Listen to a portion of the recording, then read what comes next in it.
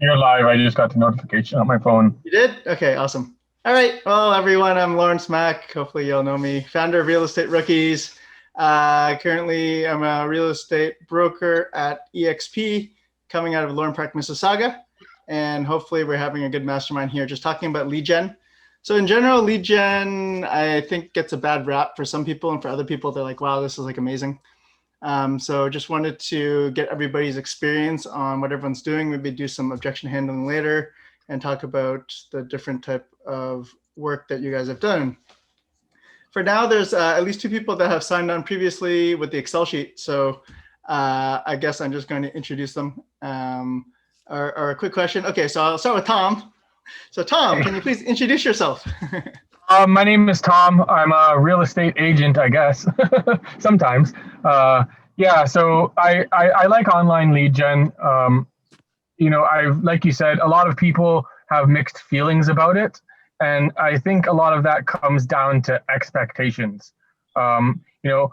Expecting every lead to result in a sale, you're going to be disappointed, right? The average person who's really good at lead gen online, especially online lead generation, is only going to convert maybe 2 to 4%, right?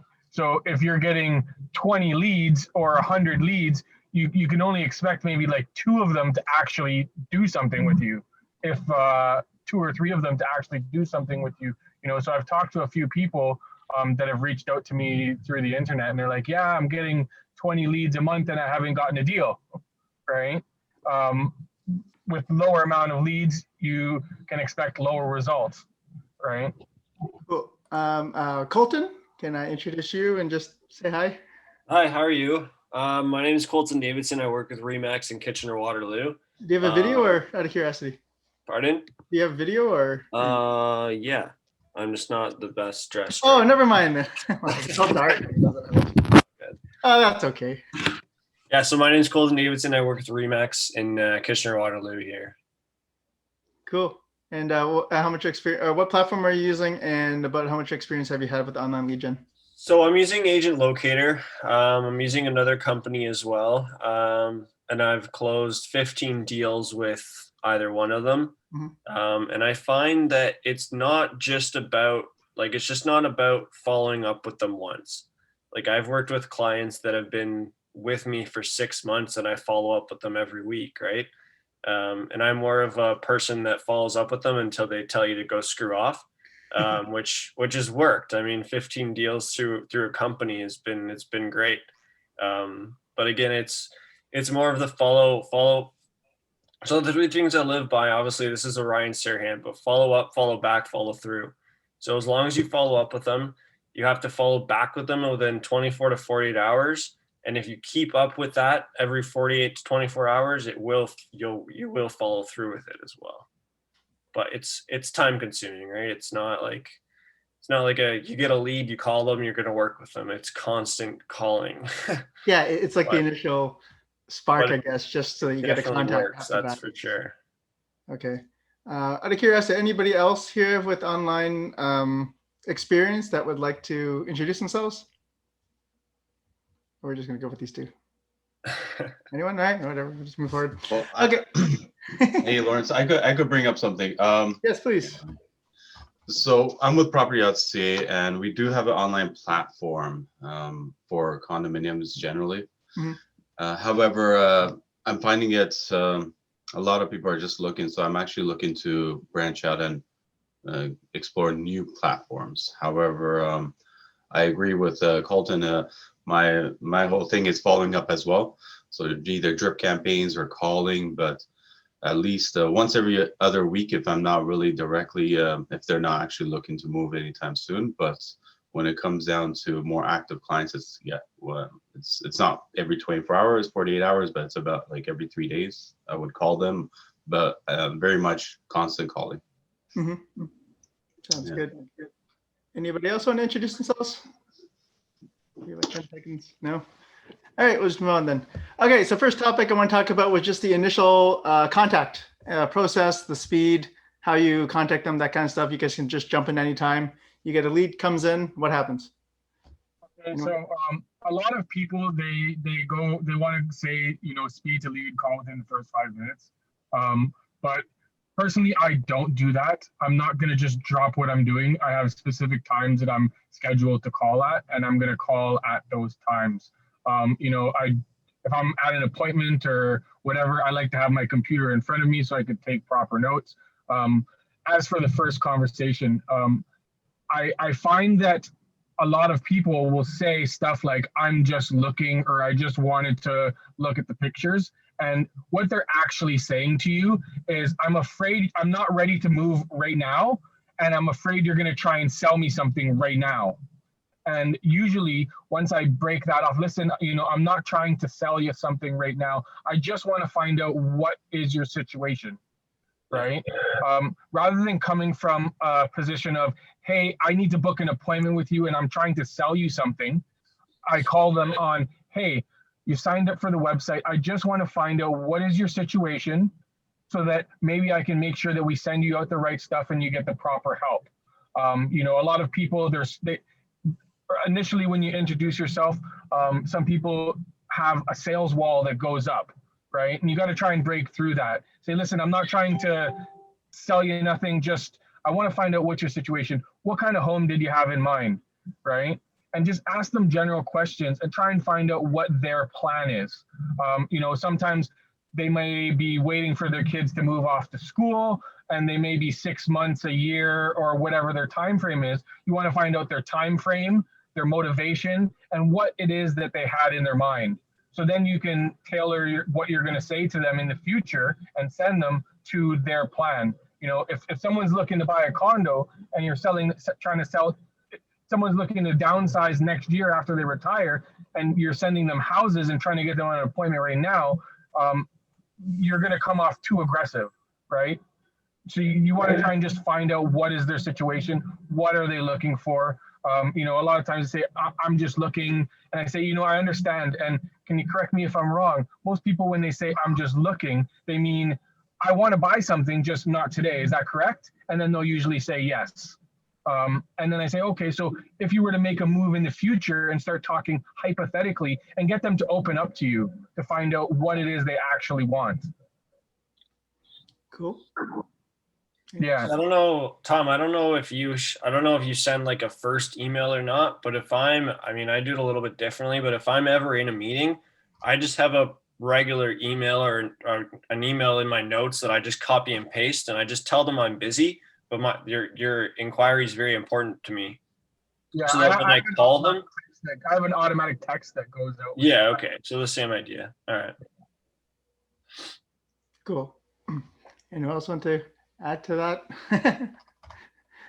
See, Ryan's here. Ryan, you want to talk? No? Yeah. Okay. So Tom, you usually do the time blocking during that time. That way you don't get back to them right away. Is that what you guys do as well, Cameron or Colton? I follow up with them as soon as I can. Like I believe in the 5-minute moment. If I don't call them in 5 minutes, they're moving on to someone else. So that's why if I'm in an appointment or whatever, obviously it comes to my watch as well. So I would just send them a message and say, hey, it's Colton Davidson calling from Remax. Thanks for reaching out on my site. I am busy at the moment in a meeting, but I will get back to you as soon as possible. And then as soon as I'm done that meeting, I'll call them or email them or text them. But it's some form of communication, either by phone, email, or text. Mm-hmm.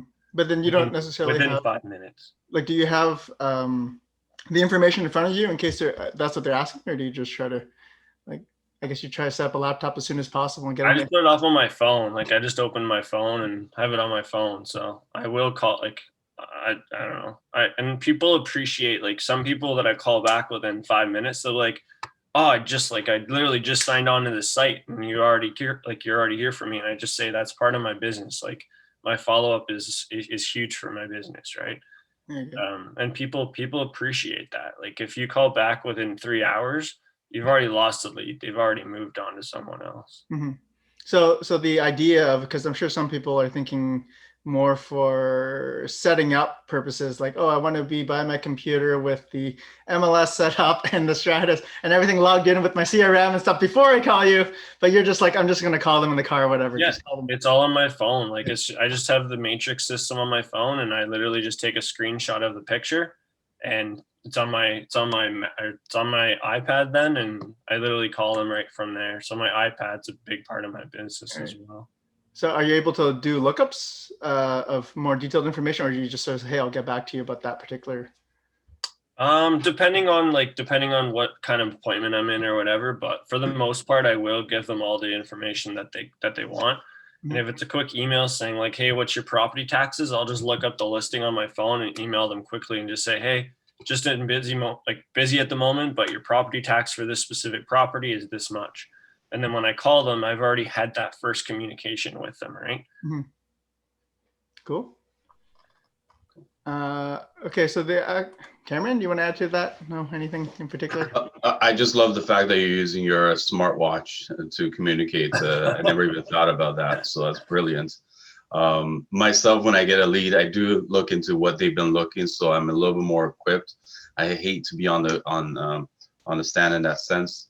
As for location, yeah, I have to be in my office. I have to be in the zone to make calls. But when I do call, it's just like 40 calls. I'll just go through 40 calls a day and just make them and have them move forward for next time. But when I do get a lead, I will track them down as much as I can during the first 1 or 2 days.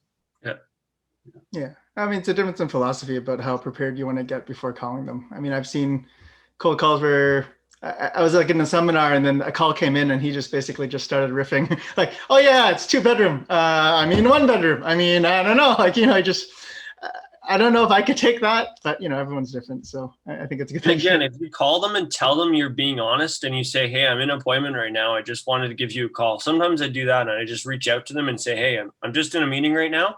I don't have any information in front of me right now, but as soon as I'm done this meeting, I'll give you a call back and we can discuss further. And again, as soon as you drop that first communication, if you're very quick with it, people respect that a lot is what I find. No, I think that's a really good point. I did have one question about following up after a lead. I know the whole the idea of calling within the first 5 minutes. Do you feel this is something that has changed over evolution of technology, how people are just much more searching online and they really don't want to be bothered in such a short window of time? Or do you feel it's still really relevant to when the theory first came in?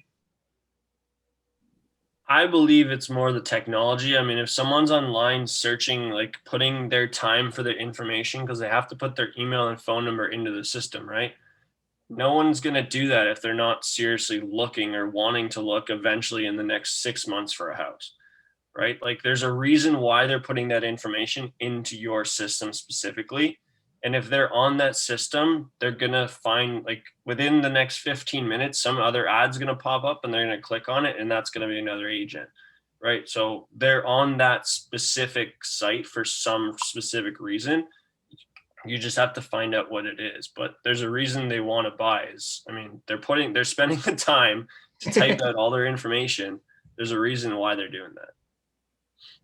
Great. So I guess let's talk about the initial conversation. So I'm assuming you guys use Zoom or something to try to get them on a call. Yeah, no, yeah. I mean, basically. All right. So when you're trying to get them a call, what is your purpose there and what are you trying to do?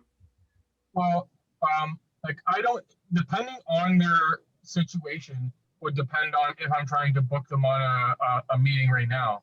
Like if someone is like 6 months off, like there's no point in me getting on a Zoom with them right now, right? I try to wait until they are ready to start looking at properties in person. And I usually say to them, once it gets to the point where I'm talking to them and they're like, hey, I want to go see this. What we'll do is I'll say, okay, listen, before we go out and see any properties in person, there are just a few things that we have to go over because, the market is fairly hot right now. And I just want to make sure that if this is the right property for you, that we're all set up so you don't miss out on it. Right. And then I ask them, do you want to miss out on the property if it's the right one? And they'll usually say no. So I say, okay, we just need about 20-30 minutes to go over a few things and make sure that we have everything set up so that if we do find the right property, then we're ready to make a move. And then I'll book them in for a Zoom then at that time. Great. Anyone else? Colton? Yeah, again, I do it a little bit different. As soon as that lead comes in, I mean, I'm trying to get them in for a buyer consult as soon as possible. And sometimes I do show them, depending on if they specifically want that house, which I do have a lead company as well, that the lead comes in on that specific property. I'll call them, I'll show them, I'll take the chance and show them the property. And because I give so much value to that person, they obviously they trust me, even though we've only spent a half an hour with them. So I'll show them 1 to 3 houses first. And then after I show them the third house, I say, hey, unfortunately, if you want to continue working with me, now we have to get into a buyer consult and we have to sign a buyer rep because my time is important, right? But again, I just take that chance and go with it. I mean, I've been burned before, but for the most time, because I'm bringing that value to the table, they want to work with me. The quick question, the 1 to 3 properties, is that over 3 different sessions or like a 1 session, 3 units? That will be 1 session, 3 units.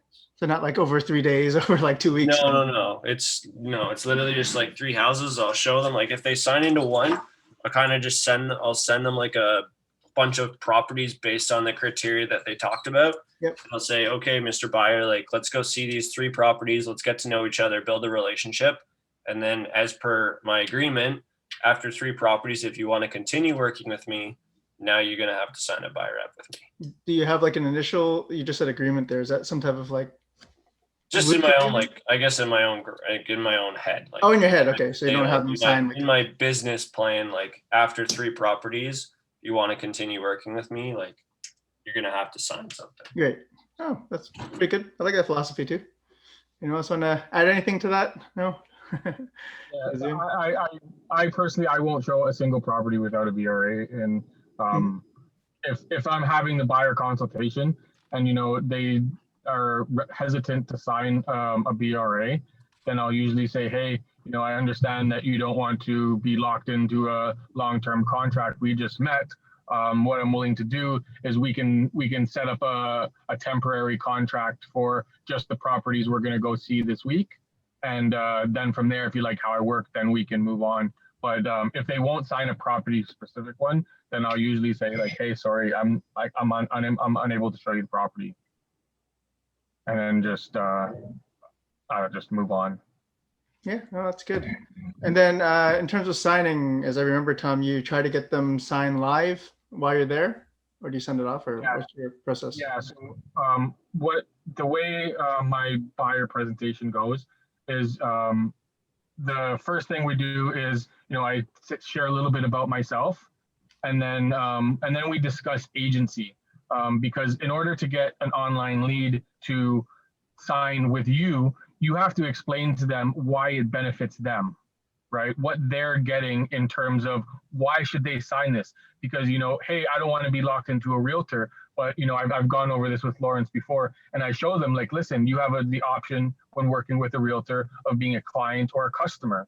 And then I explain to them, all of the things that I'm going to give them if they're my client, and all of the things that they're not going to get if they're a customer. And I tell them, listen, I don't work with customers. I only work with clients, right? And then after I've gone over agency and explained all of the benefits that they're going to get, and I try to stress that, listen, while I'm talking about agency, you don't need to choose me as a realtor. You need to choose a realtor. And these are the reasons why, right?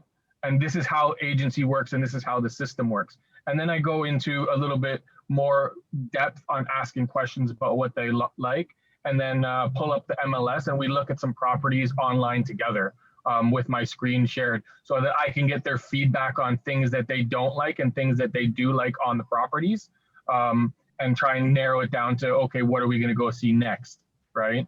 And then at the end, when I try to get them to sign the contract, what I'm doing now is I'm doing an in-person signing through Dotloop. And then I'm giving them remote control over my screen to click and sign while we're on the Zoom. So, you can give someone remote control and they can click on all the places to sign. And then because I also go through the contract with them and explain to them everything in the buyer representation and go over all of the paperwork and what it means. and we sign at that time. I say to them, listen, I don't want you to sign anything without fully understanding it. So before I ask you to sign anything, we're just going to go through all of the paperwork together, right? And I'm going to explain to you what everything is in terms of working with a realtor and the buyer representation agreement. And we talk a little bit about how offers work and how multiple offers work and just the different types of situations and what to expect in terms of the process between showing what status certificates are, what the lawyer's jobs are, everything about the process and how they should expect everything to go. Cool. Sorry, this is during your buyer representation agreement or your actual seminar? During the Zoom meeting. During the Zoom meeting. Awesome. Yeah, I try to book them in a Zoom meeting. Prior to COVID, I was trying to get them into the office, and it's a lot harder to get someone into the office. I find that a Zoom meeting is a lot less threatening and really easy to book. Mm-hmm. Have you found your conversion rates the same versus in person over Zoom? I found it's better. I found it went up a little bit. Maybe due to me becoming more experienced in terms of what I'm saying to people and how I'm handling people, trying to get people into the office. I was getting a lot more no-shows and a lot more last-minute cancellations. Okay, that's pretty good. Anyone else have anything to do about Zooms and Zoom? So Tom, you record your Zooms, right? Yeah.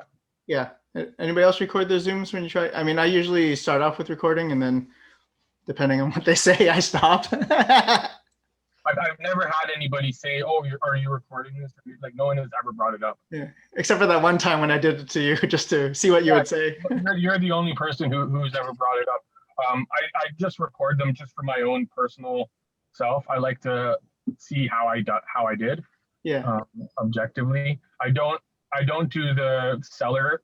If they want to sell, I'm going to their house, right?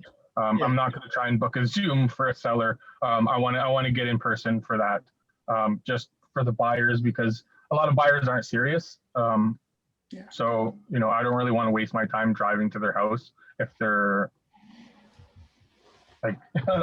I want to go through the Zoom and qualify them a little bit more. Yeah, it makes sense. I mean, buyers are a different mindset. I mean, they're sort of looking at houses, right? Yeah. Yeah, for sure. So I want to talk about the actual lead follow-up conversion type of process over many, many months. Just wondering what that looks like for all of you in terms of that lead follow-up.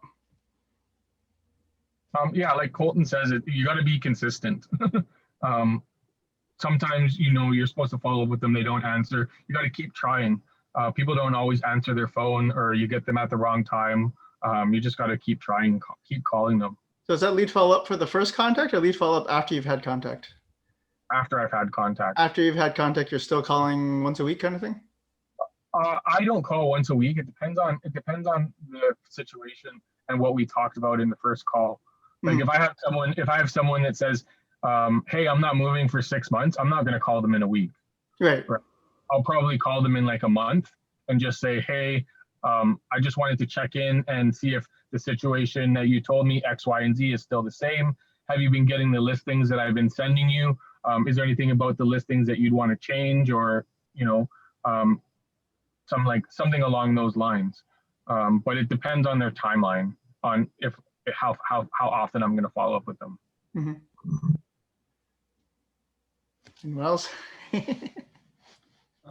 Yeah, I mean, so if they're looking to purchase within 60 to 90 days, I reach out to them every 48 hours in some kind of way, either through text, email, or just whatever way of contact. And then I just somehow, I guess every email or phone call or whatever, I just give them value, right? Like I find out what street they're on. So if there's properties on their street, I kind of tell them what their property's for. I give them a market update. I just give some type of value. It could be as stupid as like, I don't know, it's winter time, like clean out your gutters. Like, you know what I mean? Like just something that's going to show them that like I give value, right? And then with it, if they're moving within 90 plus days, it's every month, about a month, every month and a half. And if it's farther than 180 days, it's like every 2 months roughly, but it's constantly keeping in touch with people. On the phone. So is that on your drip campaign, or is that you actually sitting down and emailing them? No, that's me personally sitting down and emailing them some type of whatever, right? Like every client's different, but it's automatically like, good morning, Sasha. Like it's putting their name in there. It's like, it's all customized to emails. Oh, so email follow-up, not phone follow-up, or just a combination of many things? Combination of many things. Like, and that's another thing of when I talk to them, I ask them what's their two most important things of communication, right? Some people say text, some people say call, some people say email. So whatever 2 forms of communication they tell me, those are the 2 forms that I stick with. I like that. Never asked that. Yeah, Especially I like that as especially well. in this day and age. No, that's a good tip. Well, if you call them all the time and they hate calling, you're just like, oh no, right? But a lot of people are like, yeah, I don't mind if you email me, if you call me once in a while. So it's like, okay, I'm going to call you and text, or I'm going to call you and email you. I'm not going to text you, right? Yeah, makes sense. That's good. Oh. Yeah, if you get the two forms, I find is good. And have you guys ever outsourced? This happens sometimes. People outsource the lead calls, or do you just do it all yourself, or have you tried? Do it all myself. I tried for a few months and I just had a horrible experience. They like with a lot of these companies, like they're gonna call and try and set appointments for you, but like a lot of the stuff, like they're trying to run a profitable business, so they want to spend time disqualifying people. So you know, I found that there was a lot of people, like I was with them for about 3 or 4 months. They weren't performing anywhere near close to what they had promised me. And then, you know, after 4 months, then I started going back and calling all of these leads. And some of the leads that they had disqualified were actually just maybe they shouldn't have disqualified. And then also like they weren't emailing them. They weren't switching the listings. You know, when someone says, hey, I'm looking to buy this kind of property, they were using they weren't going into my agent locator. They were, my leads were being sent to their follow-up boss. And there was a disconnect between what my system was sending them and what they were doing. You know, and then sometimes people would reply to the emails and they wouldn't get that email. And then I don't know what so it was a big hassle. And at the end of the day, not worth it. No, totally agree. Okay, that's pretty good. No, some realtors have talked to me and said they've had good experience with it. You know, obviously there's a spectrum, but some just don't have time to, either they don't want to make the calls or they just don't have time to make the calls because they're too busy running around. So they're just like, okay, I'm just gonna throw money at it. And then occasionally I have like a hot lead, right? I think what I found is it all comes down to like not the company that you use, but the individual ISA that is handling your account, right? If that particular ISA is good on the phone, then they're probably going to get you lots of appointments. If they're newer or inexperienced, and like when you're hiring a company, you don't know which ISA they're going to assign to your account, right? So I found like when I was with the ISA service, they started off, the first person they gave me was pretty crap. Then this person quit. Then it seemed like they had hired somebody new and that person wasn't converting. And then they put someone, I guess, on my account that had some experience and I started getting some appointments. But like overall, it was just not a good experience. It created too much work for me. Okay. And just so people don't know, ISA means inside sales agent. It's just somebody who's taking calls to make calls for you, in case you're wondering what ISA means. Yeah, I mean, getting back to the ISA, I believe with Tom, like, I mean, we're the professional here. We know kind of like we have our own system, or at least I have my own system of when I call and what I say and stuff like that. So I think just coming from me personally is definitely help with lead conversion. And I mean, if someone else is calling, you have no idea what the heck is happening behind the scenes, right? Yeah, and plus it's not like they know the market. They can't answer the other questions. They're just Correct. pretty much.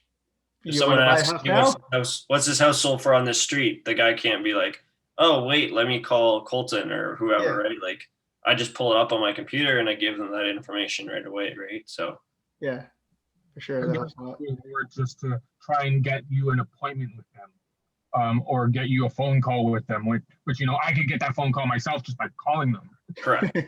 Yeah, Right? exactly. You're gonna book a phone call for me. Hey, I can just call people and get those phone calls. Yeah. But I was, when I originally signed up, I was expecting that they were gonna set up like a buyer consultation for me every time, and it wasn't.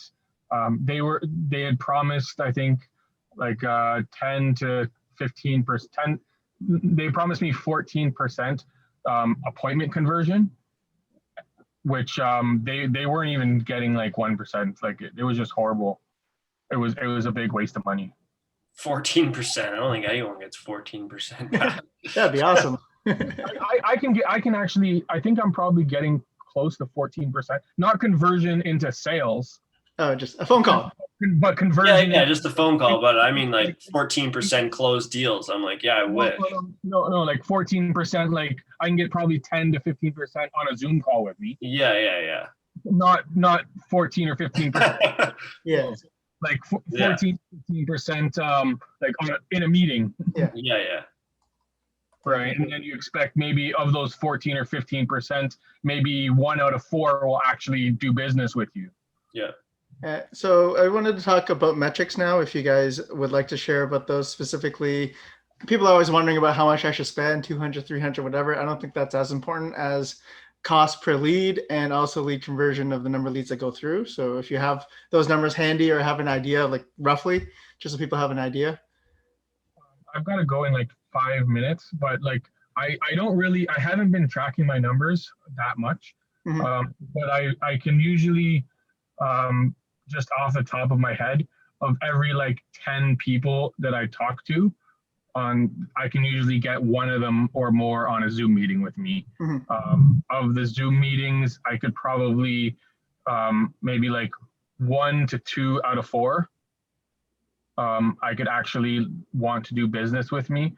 Of those, there's a lot of people that I'm getting who are ready to sign a BRA, but they don't qualify for the loans.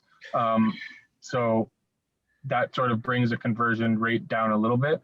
But I think like for most people, I think for me, it's around like 2% or 3% or something like that. Mm-hmm. So if you're getting 100 leads, you should be able to get 2 deals. And cost per lead for you, maybe $5 to $10, or you? I haven't been tracking The it. number offhand. Any other numbers? Colton, you want to share any numbers or? Yeah, so I spend around $200 to $250 on Google. I've been with Agent Locator now for about 5 months, I think it is, and I have 260 leads from Agent Locator. Mm-hmm. I'm working with about 3 to 4 of those buyers that came into, like, I'm signed in on my website and stuff like that. So, I mean, $200 to get a commission check of 10 grand isn't a bad return. It's a good return. Definitely. There's some work in the background, but it's from a pure money point of view, it's good. Definitely. Yeah. You have any idea, Cameron, any numbers on your end out of curiosity that you like to share? I haven't actually been, because remember I told you I'm just actually starting to venture off into online generation purchases, but I do track all my calls, even my emails, to kind of see how am I converting in that end. So the next step is definitely to take a look at the clicks per client, per lead. But one of the questions I had is, have you noticed, Colton, you were saying with Google and with the recent changes with Google, has it made it more difficult that you can't narrow down your demographic when you're advertising? So obviously Agent Locator, there's so many new statistics, like every day is a new thing with Google, right? So because Agent Locator's on that back end, they take care of everything. Like I just literally receive the lead and they take care of everything else. Plus I have a customized website with them too. I've had 2 people sign in on my site. I actually have a lead or a listing tonight from just my site alone. So, I mean, I've been bold leads I've heard is crap. Don't go with bold leads. But I've heard Agent Locator I've been with for 5 months, and it's been good. Especially the website is it's good. It is too. So, and they're very customer service. Like if I ever have a testimonial, I literally email customer support, and within 5 minutes, it's on my page. So it's good. I'm really happy with them, especially for $300 a month. Like it's not bad. Very nice. Tom has an appointment to go to, so unfortunately he's gone, which is why I try to get as much as I could out of him now.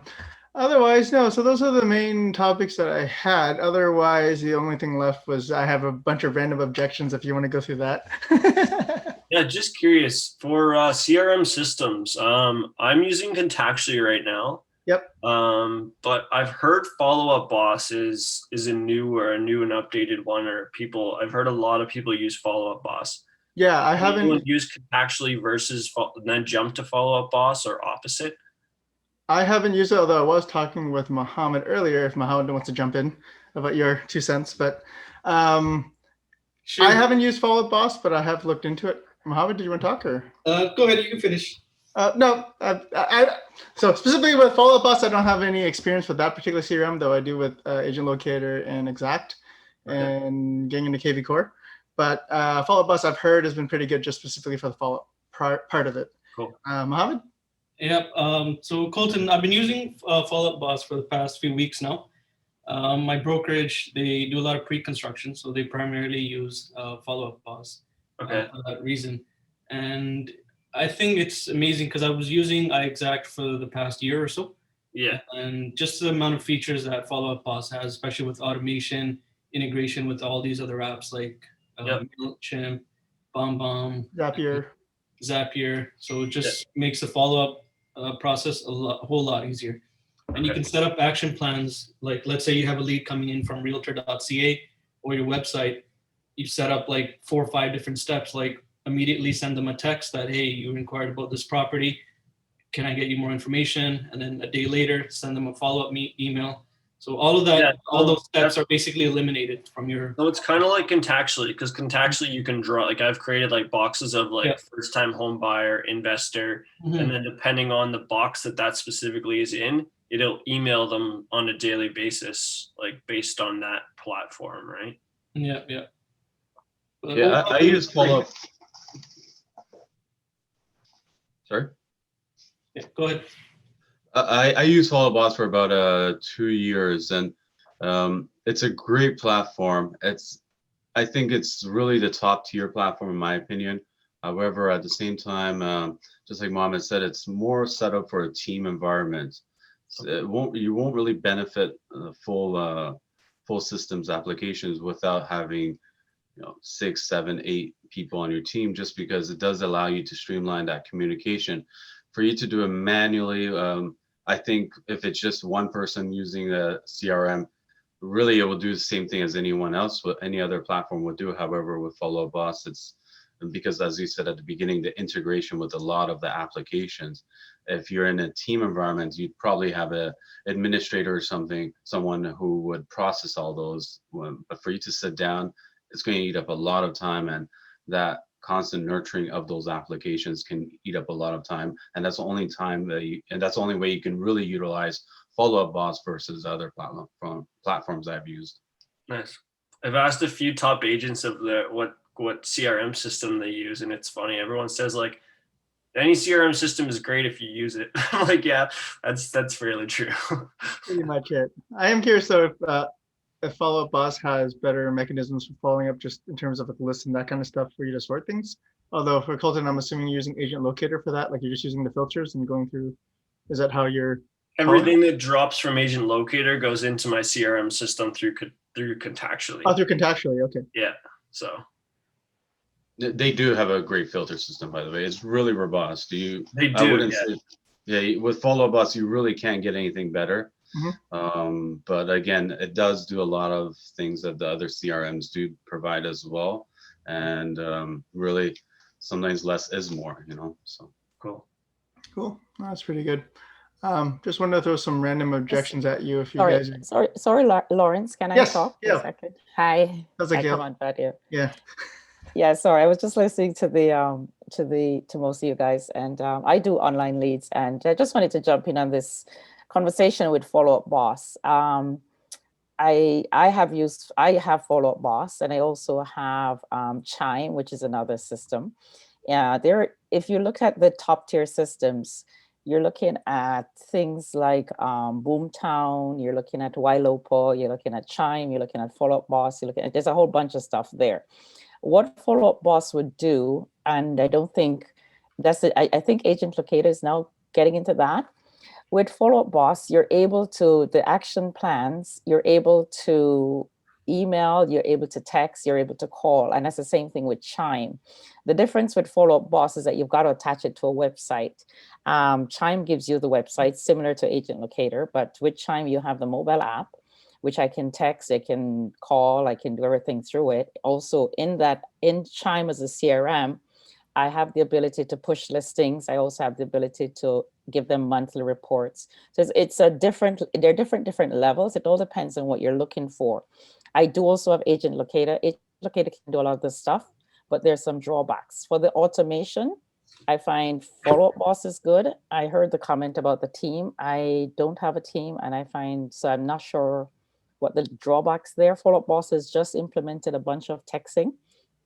So I think that's where that automation is. For a real CRM though, in terms of you're going to track like anniversary dates and all that stuff, these systems are limited. So I think you always have to use a combination. So that's where like the Isaac contact will come through, because you have anniversary dates and birthdays and all that. So it all depends on what you're looking for. I just wanted to put my 2 cents in on that one. Gail, where are you storing mailing addresses for mailing? I do it in Chime. That one's in Chime? Okay. Yeah. And anniversary and anniversaries and stuff. And Chime has a lot of integration. Chime is similar to Follow Up Boss, but Chime is a little bit above, as it has that website component attached to it. So Chime is CHIME? CHIME.me. Okay. I feel like there's so many companies. Like, I mean, as a real estate agent, like you can spend thousands or you can spend like hundreds of thousands on marketing stuff. Yeah, just like on a platform. How much stuff's available to us. You just have to decide what pick 3 things and just roll with it, right? But like every day there's someone new calling me like, hey, check this out. And I'm like, my first year in real estate, I'm like, yeah, sure, I'll try this. Yeah. And now I'm like, no, like I'm sticking to what I'm done, right? So I think the thing to remember is your systems. What are your systems, and what platforms support your systems? Yeah, I mean, to jump all over the place. I mean, if your system works, let it work. Yeah. I mean, I have a coach, and I talk to her on a weekly basis, and she even said, like, as soon as you don't have listings, like, what got you to where you are today? Like, just go back to the basics, right? Like FSBOs, door knocking, cold calling. Like, don't try something new and then you're just getting into another thing. Like, just keep doing what you've been doing and stick to the basics, is what she said. And I mean, it's been, since I've had her to say that, I mean, it's been a fantastic last 4 months, so I'm not complaining. But everyone thinks like if there's something's not working, they need to try something else. It's like, just go back to what made you successful in the past, right? And I was like, that's a good scenario, because I would have spent more money to try something new, right? She's like, don't do that. Just stick to what you've been doing, right? Just curious, Colton, where do you keep mailing addresses and stuff? That's what I'm trying to figure out, just my different CRM system. Yeah, so I actually use send out cards as well. Oh, okay. So as soon as I get an address, my assistant locks it into send out cards. Okay. So in the shitty months, I guess, with COVID going on, I went actually through everyone in my whole neighborhood. So I found about 250 homes. And I found their personal names, their email, or their address, and I emailed them a card and say, "Hey, get well. It's Colton Davidson, your neighborhood realtor." So just from doing that, obviously with Geo Warehouse, we also have their yearly anniversary as well, right? So I just added their yearly anniversary into that send out card as well. The send out card is your main mechanism for mailing addresses. Cool. Yeah, it's been great. I'm not writing I'm not handwriting 250 or 500 cards like I did last Christmas. I was almost divorced because I didn't do it. My fiance did. Yeah, that's a lot. Awesome. Well, I mean, I guess we're pretty much near the end here, and then we got to go into the next call. Wanted to see if you wanted to quickly ask one question. Sure. For lead generation online, how many platforms is everyone using to generate leads? Anyone? What do you mean? Like how many like companies am I using? Like, yeah, like you have Agent Locator, you may use Google AdWords, you may use Facebook. Yeah, I literally just stick with Agent Locator in Google. I mean, $200 on Google is what I spent, and I mean, I got 260 leads, right? So I don't really want to spend much more. And again, I think it's not about how much money you spend. It's as soon as you get a lead, like it's dependent on how good you are at following up and following back with those clients, right? I mean, if you get 500 leads and you're good at what you do, you should be able to close at least 10 to 15 of those 500 deals, right? Even if you get 5 leads, I mean, you could spend $50, right? It doesn't matter. It doesn't matter how much you really spend. It depends on just your follow-up and everything, right? But 200 is kind of the sweet point that I've heard from Agent Locator. And it's enough that you can handle basically at this point. Yeah. I mean, multiplying it by 10 doesn't really help if you can't deal with them. No, and I do have like someone else now that I've joined basically that works with me kind of thing, that if I get too busy, I just send her the lead and it's a 50-50 commission split between the two of us, which I mean, that's kind of how you build a business, right? So, yeah. Can I ask a question? Yeah. Excuse the ignorance, but when you say Google, what do you do exactly on Google? So as I said, I'm not sure if you were on there before, but what I said is Agent Locator, they literally take care of everything. So I have no idea what happens behind the scenes, but obviously that's why I'm paying them what I'm paying them. Every day, I think like the statistics or whatever word they use with Google to change out how you basically get the lead, Agent Locator takes care of all that. So I'm not the most technical person or technological person. So, I mean, that's why I have them do that on the back end of things, because every day is a different day with Google, right? They're changing I don't know what the word is, but you know what I'm talking about. Their algorithms. I mean, yeah, their algorithms. Exactly. The basic idea is that you're paying Agent Locator. Agent Locator deals with all that stuff, whether if they're advertising Google, Facebook, whatever it is, they're dealing with it. They're giving you a lead. And so that's what Colton's saying versus advertising directly to Google and then, sending them to your website or something. Yeah, I'm not doing anything. I'm not doing anything of the lead gen. Like they're doing everything on the back end, and I literally just receive the lead and take care of it however I deal with it. Mm-hmm. And does anybody know anyone who's helpful with actually teaching you what kind of content to put on your Facebook ads? You can talk offline, but I mean, there's a few people that I would probably recommend for that kind of stuff, and there's a few different groups that, there's.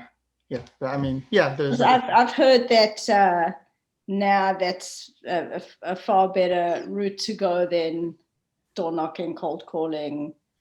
Yeah, it's just like that. That's like a pretty long conversation. The question is really about whether you want to outsource that or you want to handle it yourself, and sort of like learn how to write ads and put the money in, which you'll save money in the long term, but like over the short term, it'll take a lot longer. The learning curve is pretty high.